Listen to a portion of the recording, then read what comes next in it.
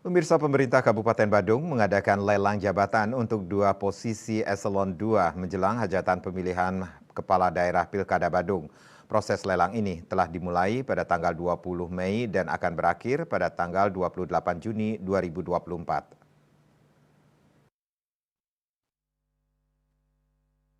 Dua posisi strategis tersebut adalah Kepala Bapenda sebelumnya dipegang oleh Imadi Sutame yang pensiun pada 31 Desember 2021.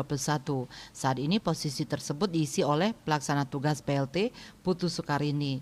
Sementara itu posisi Kepala Brida yang sebelumnya dijabat oleh Iwayan Swambare telah kosong sejak Oktober 2023 setelah Swambare pensiun.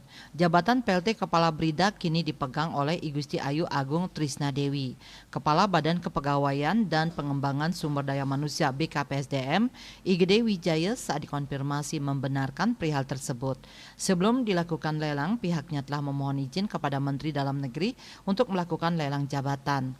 Terkait kenapa lelang baru dilakukan, Gede Wijaya enggan memberikan komentar lantaran tidak memiliki wewenang untuk menjawab.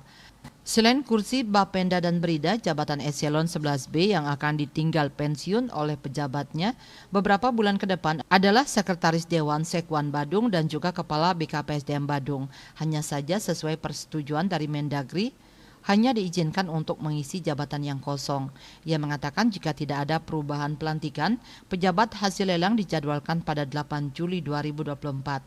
Seperti diketahui pasal 71 ayat 2 Undang-Undang 10 tahun 2016 tentang pemilihan gubernur, bupati, dan wali kota mengamanatkan kepala daerah dilarang melakukan mutasi jabatan 6 bulan sebelum penetapan pasangan calon kepala daerah.